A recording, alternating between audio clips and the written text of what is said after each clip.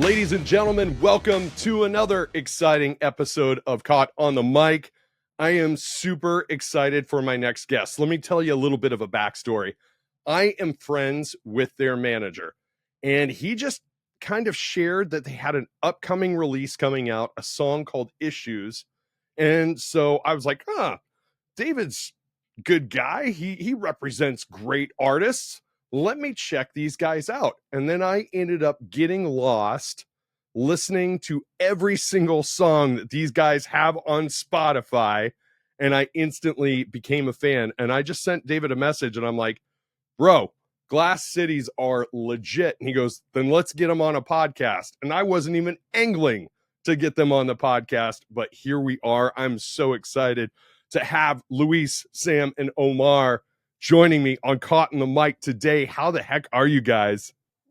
Well, all good, all good. Thank you so much for having us here, and thank you so much for starting to being a fan. We love that feedback. Man, I tell you what, I am not kidding. I last night I threw on the Beats headphones. I like to kind of lay back and just kind of chill out to some music, and I listened to everything all over again. Your sound is so unique.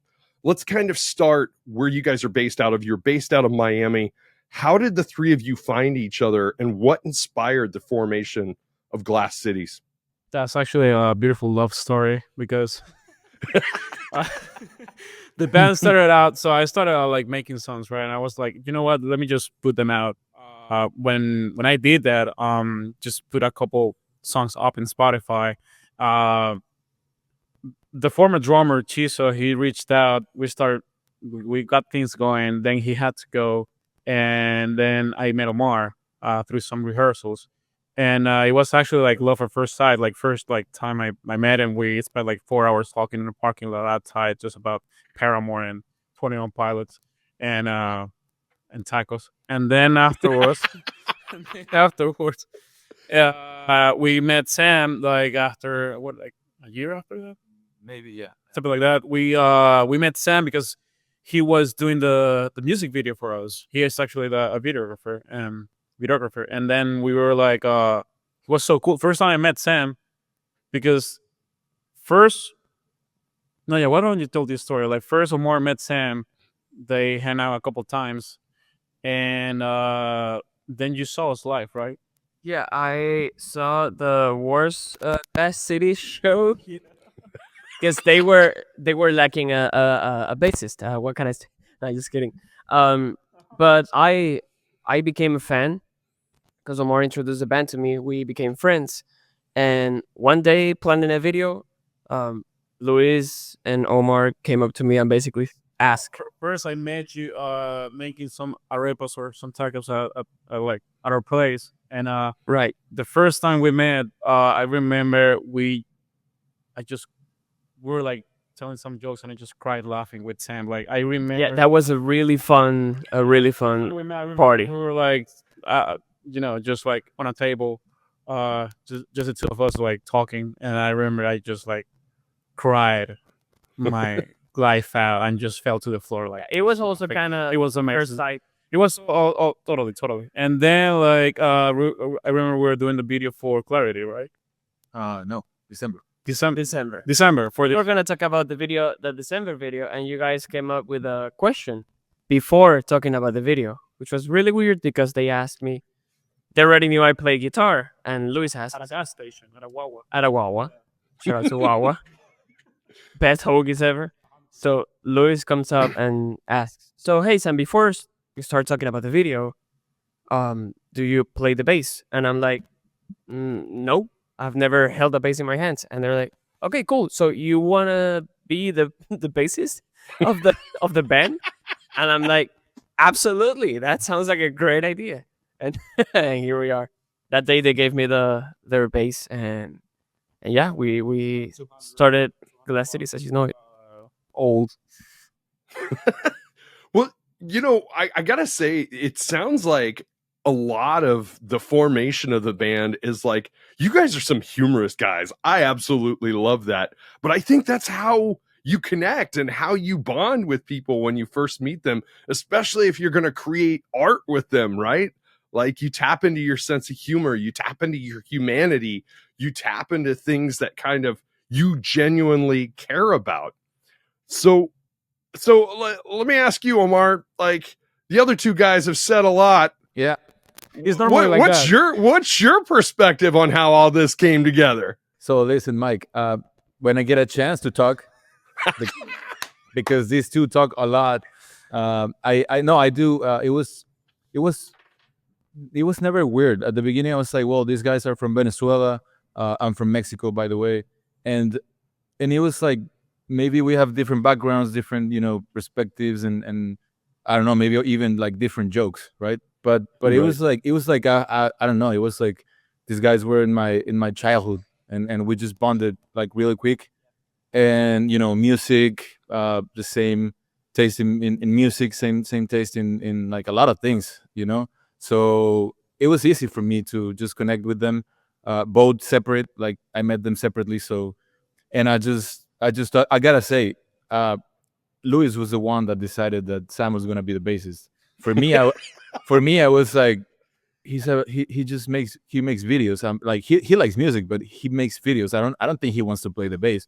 And here we are. So, but no, it was for me. It was very natural. It's the first band that I've been in that it just flowed into the Yeah. rhythm. It's with other bands. It's always like, okay, like I need a drummer. I need this, I need that. Let's just find whoever. With this, it was just we were friends, and then we became a band. So it's just easy to make Yes. music. Yes.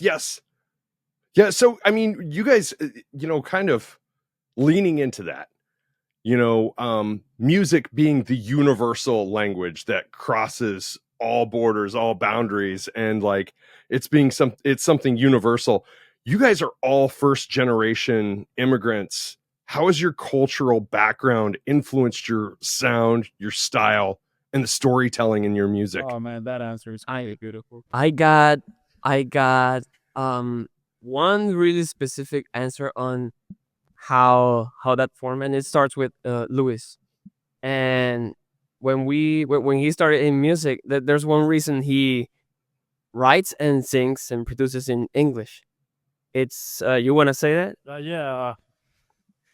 So it's very much because I was kind of like shy to say stuff in Spanish, and because I used to live when I started like writing, I used to like live with my parents, and I was kind of like shy, and I didn't want them to like understand what I was saying. Like I was like crying my feelings out, and I didn't want them to like, Luis, are you okay? And I was like, yeah, I'm all good. Yeah, I'm tough. So that's why I started like writing in English, and also because like we've been like listening to pretty much like MTV like throughout all of our lives. So and we just not like I grew up with Red Hot Chili Peppers and Metallica, so that's my main influences right now. And Yeah. That's what That's shaped us. awesome. yeah, You guys, it seems like you borrow a little bit from all of your influences and all of your experiences, life experiences, cultural sounds and genres. Was the blending of genres intentional from day one, or did it evolve naturally over time? oh, 100%, 100% was super intentional. Actually, like we have a constant like argument of how much of a blend we are actually doing. Like where's the boundaries? Like where's the limit? Because normally I get like, hey guys, what about if we do some dubstep rock right here? And then Omar will be like, dude, okay, well, let's narrow it down, okay? And then like it starts bouncing off like that, right? Like Yeah. Usually, we so we have the same background, and it's alternative rock music. But Right.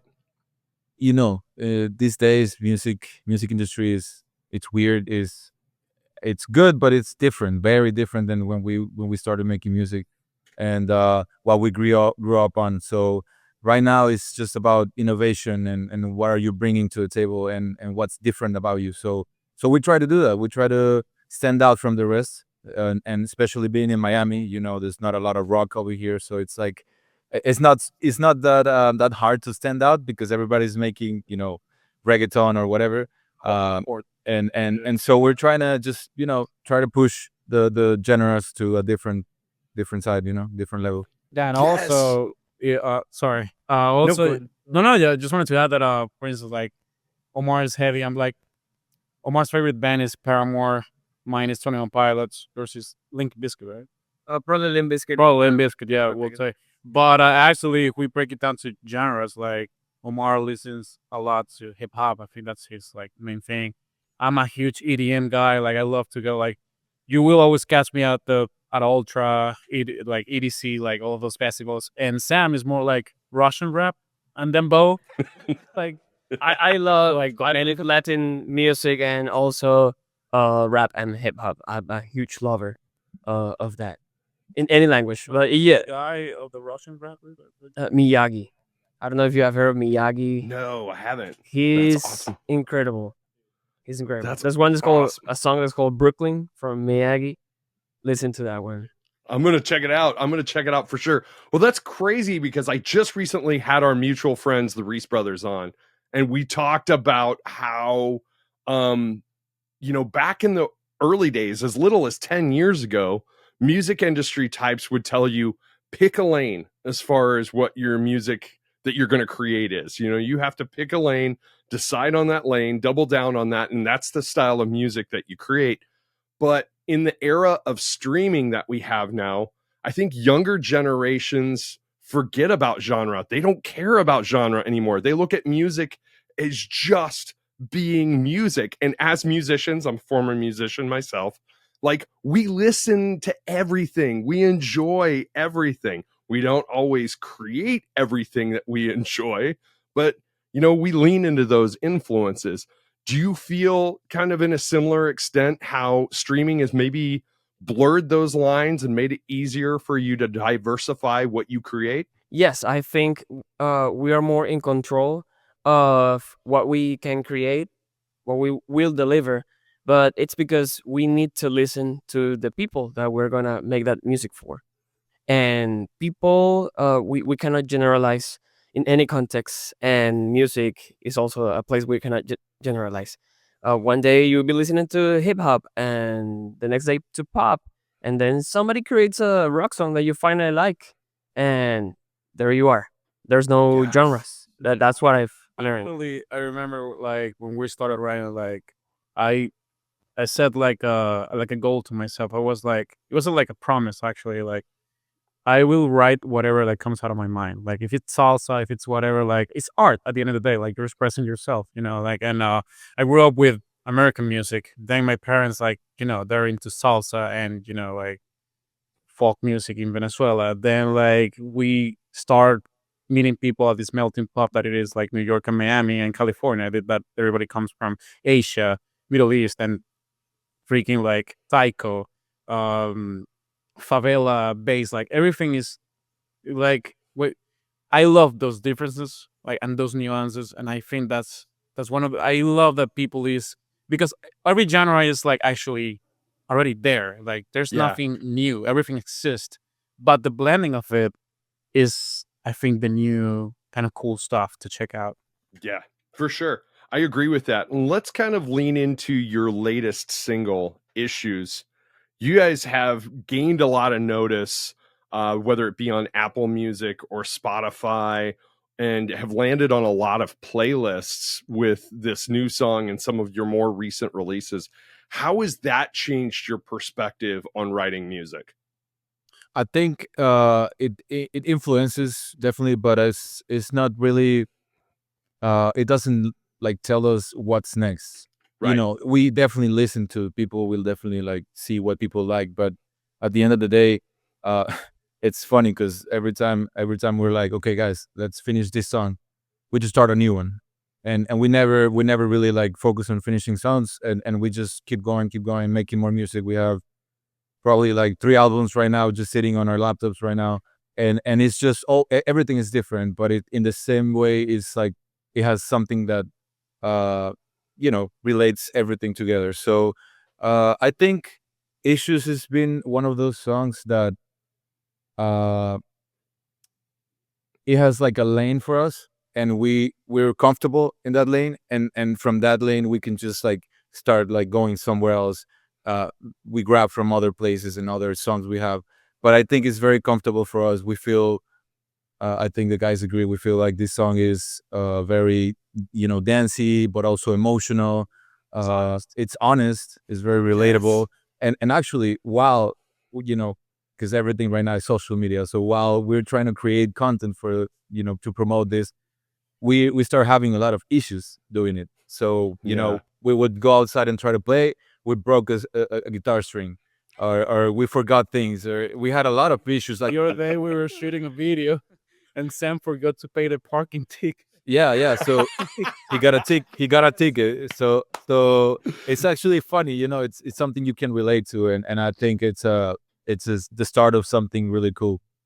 Yes. So you brought up a really good point, because a lot of artists are now leaning into this space where they're creating music for sync, they're creating music for TikTok algorithms and all of that along those lines. Is Issues a song that's part of a bigger compilation? Are you guys working on a full-length album? You said you have like 3 albums worth of music on laptops. How do you curate a collection, and is there a full-length album on the way? Well, that's something that could be in the works. If you guys stick around, you'll discover it. But there's absolutely different universes that we place our songs in.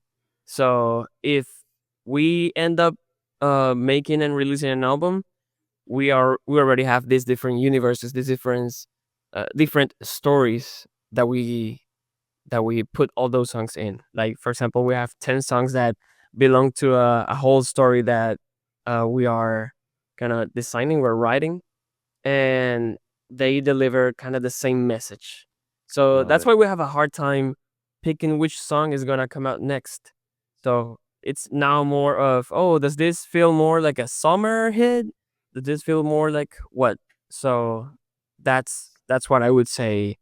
What I would place all those. Dude, you almost echoed something Kevin, Jordan Reese, and I were talking about, how people also view music more like seasonal and view it more in the terms of moods, as opposed to like compilations or collections. Because I know, me personally, as a music lover, my tastes change seasonally. Like, I get into fall and I'm like, okay, well, my reggae and my summer beach music season is over. I'm ready to listen to like piano jazz or singer-songwriter stuff and stuff along those lines. And I think most people are like that. Yeah. I think I'm like that too. Because week and a half ago, I was listening listening a lot to Slightly Stupid. Yes. And then right now, I just put up a playlist on my Spotify account that is just a Latin artist and also Deftones. So do you like that new Deftones track? I loved it. Yeah, me too.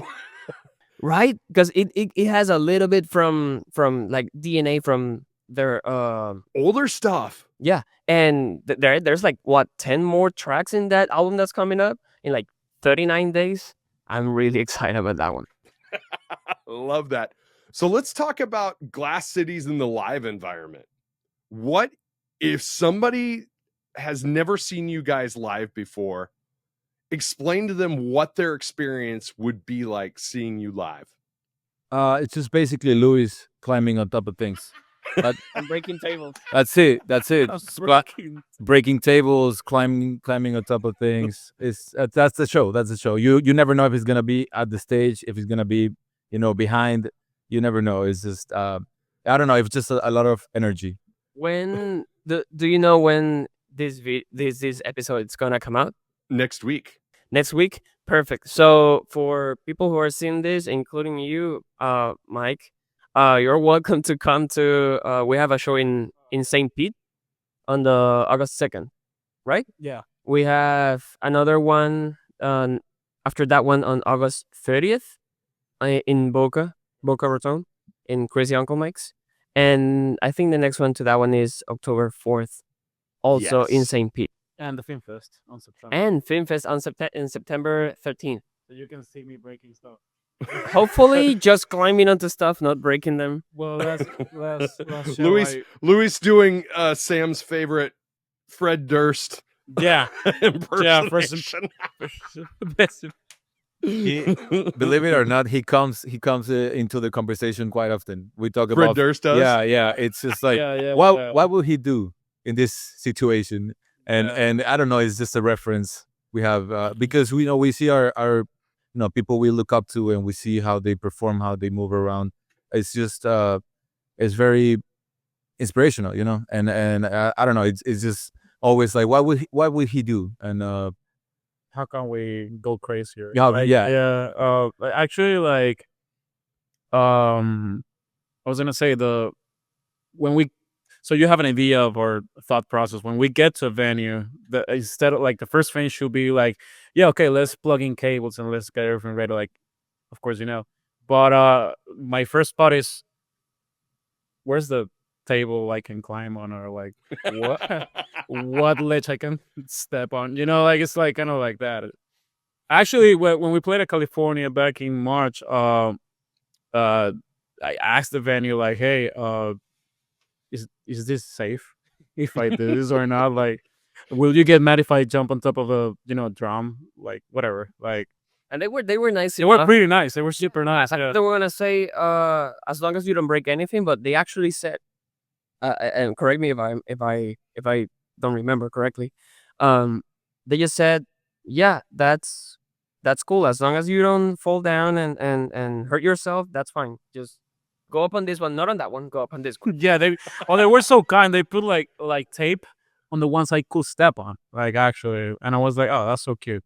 That's nice. That's nice. But the thing is they're used to that, right? I mean, like, that's the difference between being band and being performers. Like, people put on a show, performers put on a show, and it sounds like you aim to be a performer. And like Fred Durst, you might make all the Fred Durst references in the world, and people can shit on Fred Durst all they want, but that guy is not only an amazing frontman, but he's a very intelligent businessman. He knows what people want to see. He knows how to get people engaged in the real world. We talk about social media engagement all the time, but like, people that are successful know how to engage a person when they come face to face with them. Yeah, 100%. He's a natural. Yeah, I've seen Limp Bizkit once at West Palm Beach, and that was amazing. I would pay just to see him because he's so clever. Actually, Yes. Yeah. So what has been your most like awestruck, surprising experience that you guys have had as a band? What has shocked you about maybe somebody's response to you guys as a band, or your live show, or your recordings? What has been that big moment for you where you're like, oh man, we're onto something here? So this would be more holistic, not something that, oh, this could make us huge or something like that. But we were at this one. This was one of my first shows with Glass Cities, and there was this old man with a cane. oh yeah, And this was a pretty small show, and it was just interesting to see an old man there at those times, really late at night. And after the show, he told us that he was in what did you call in English, the places that people just leave their I don't know, their grandpas at these Oh, houses, like a retirement home? kind of like a retirement home. And he said, I was in that home, and I just didn't want to be there. I felt like I'm just, why am I here? And I just searched up on Facebook, and I saw you guys were here. I'm like, I'm definitely going.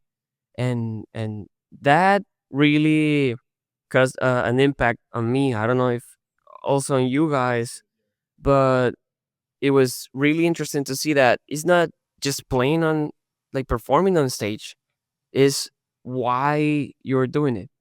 And Yes. for me, that's one of the reasons.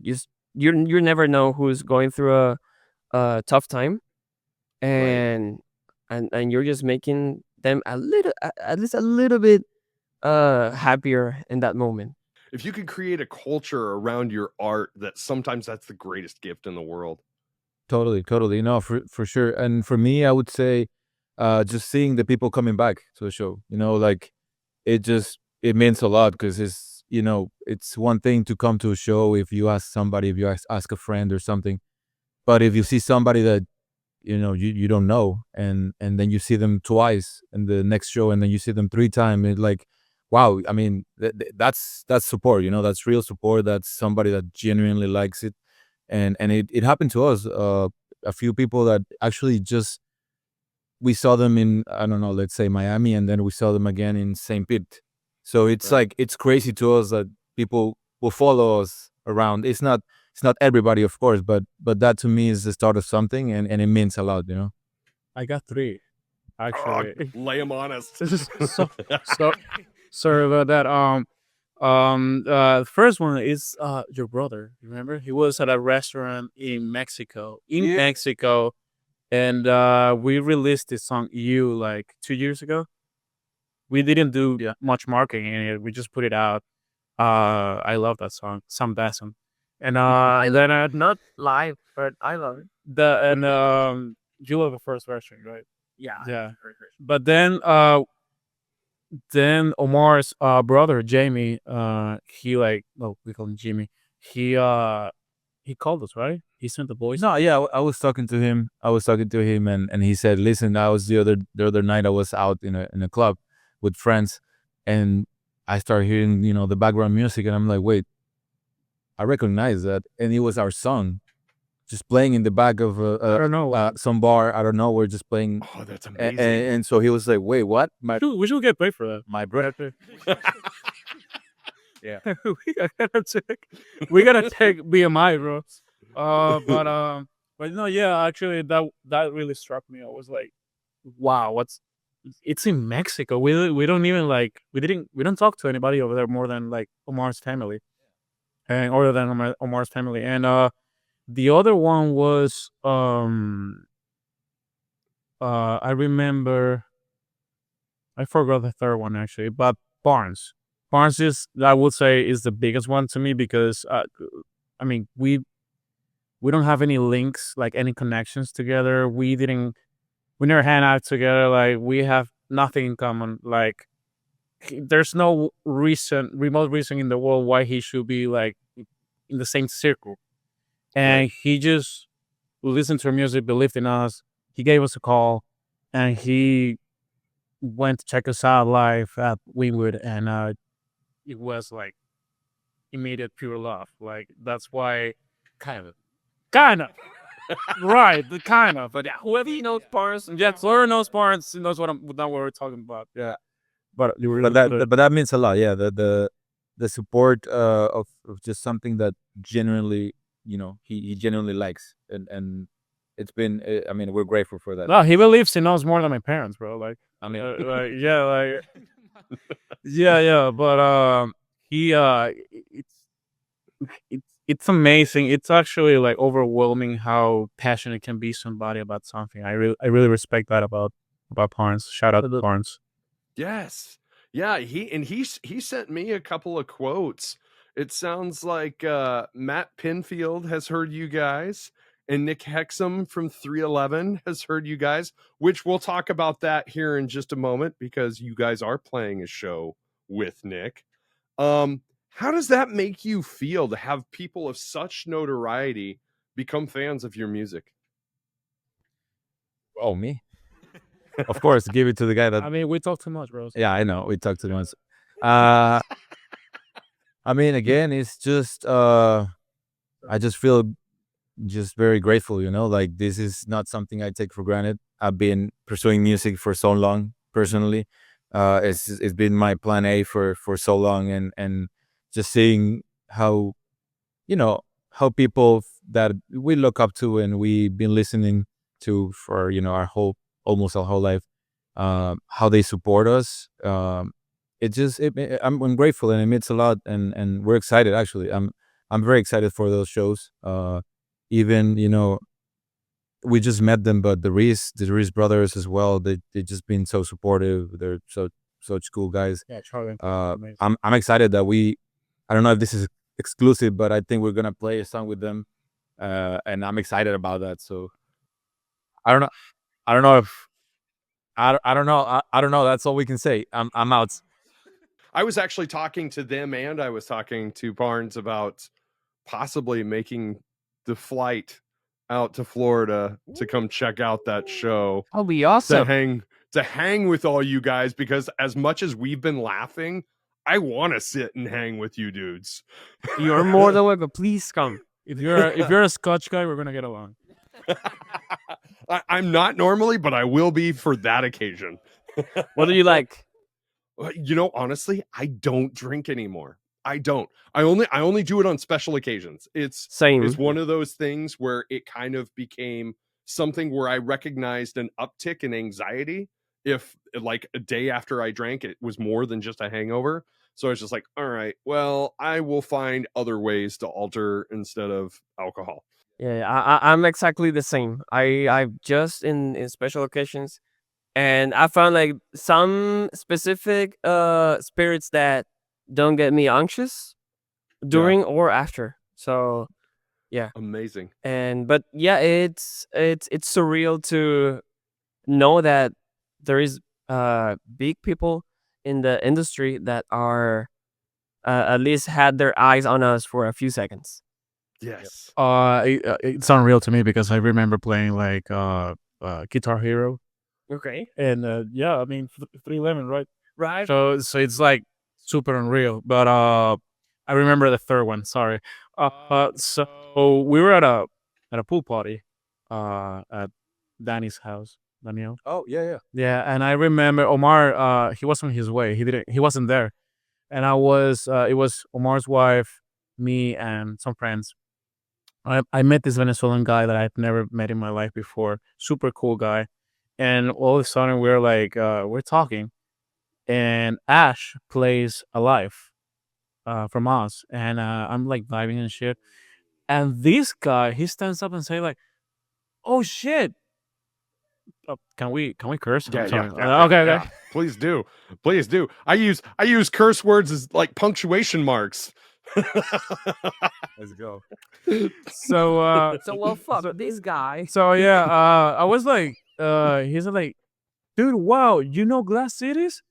I love these guys, and we're like, what did you say? No, I love, yeah, this is Alive. I love this song. You know this song? And we're like, Ash goes ahead and Omar's wife says, yeah, it's it's them. it's them, and Yeah. These guys are great, but he wasn't like he wasn't like getting it. Yeah, it wasn't clicking. Yeah, it wasn't clicking to it. I mean, she says like, it's them. He's like, yeah, it's totally them, bro. Yeah, they're like the shit. And she's like, no, look it up right now. It's them. And he's like, oh shit. He hugged me and everything, and we jumped to the pool, and she was like, what the yeah, we're like, Yeah. dude, what are you saying, bro? We became like best buddies. Like that was unreal to me, for real. Yeah. Oh my gosh, that's amazing. Yeah. So, taking all of this experience and everything that we've just talked about, what's the mission for Glass Cities moving forward over the next year?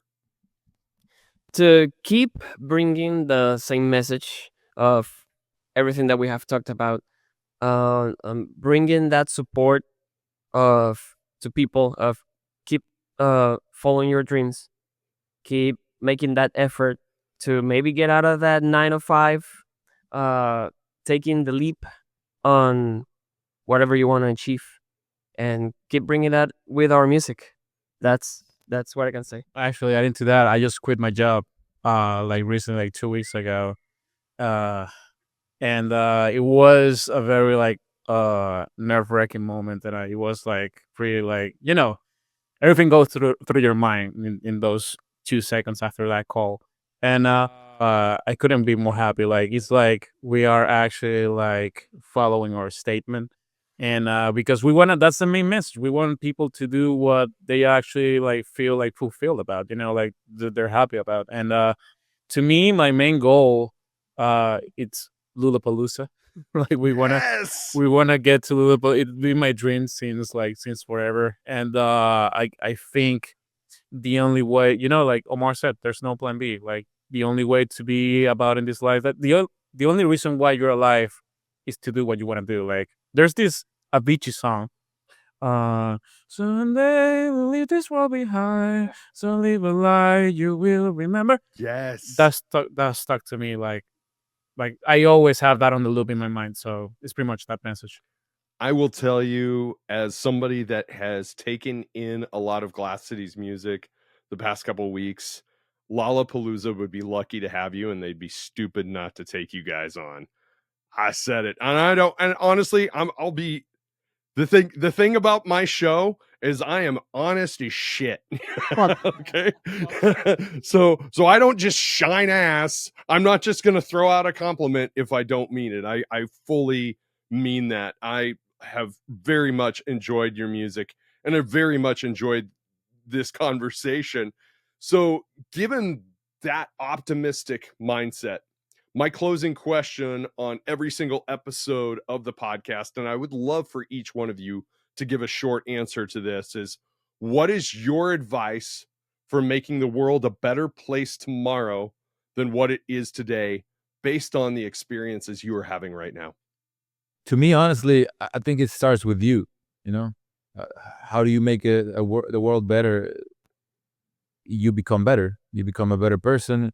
You become the best version of yourself.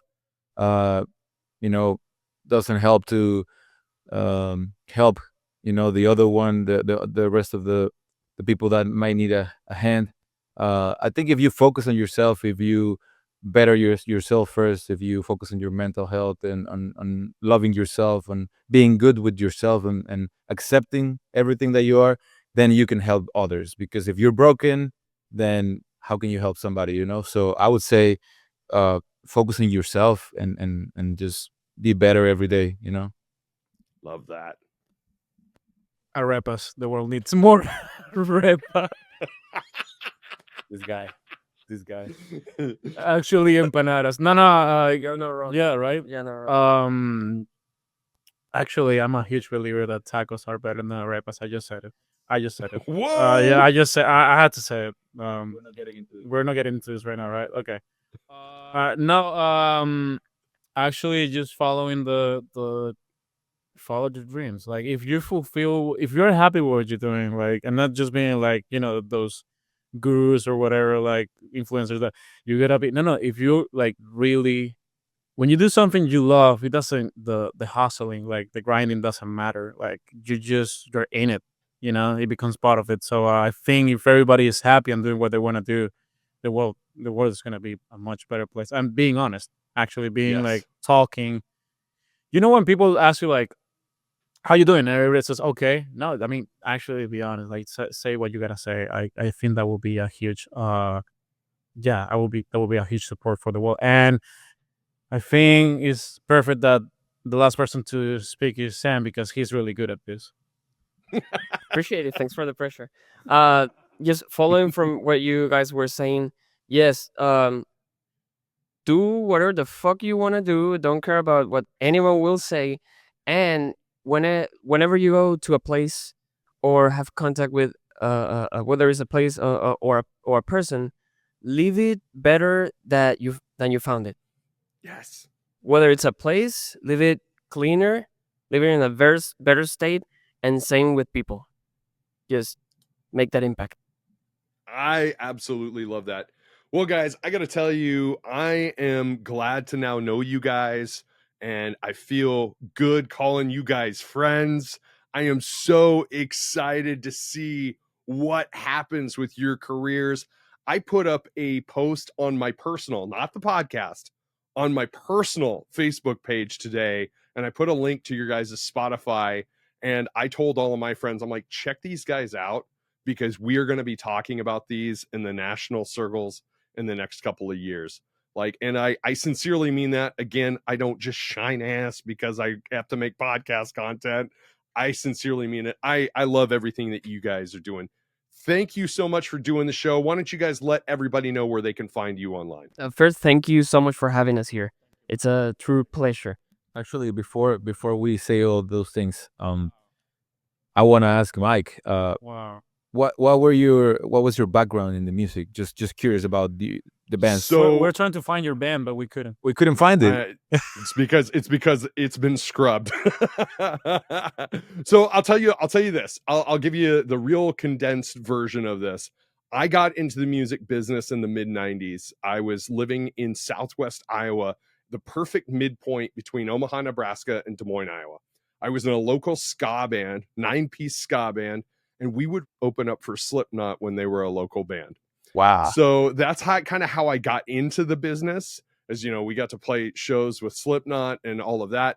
But I got to a point where it's like I was living in a small town and I was like, okay, I could either move to Des Moines or I could move to Omaha. I'm a huge 311 fan and I love diversity in music. I love different styles and blending certain styles. That's why guys like you really appeal to my music tastes.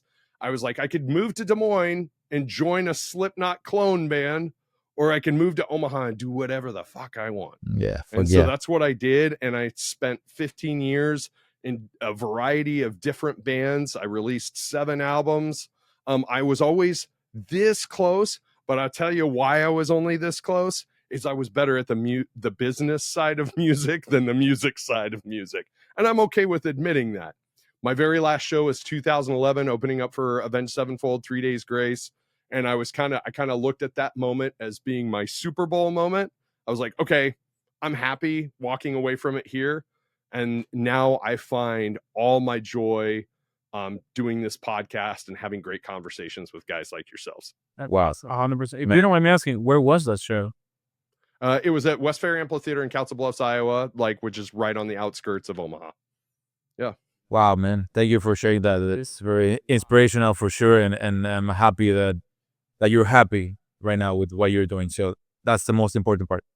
You know, it kind of goes to exactly what you said, though. Like, when your advice for making the world a better place was talking about self-actualization.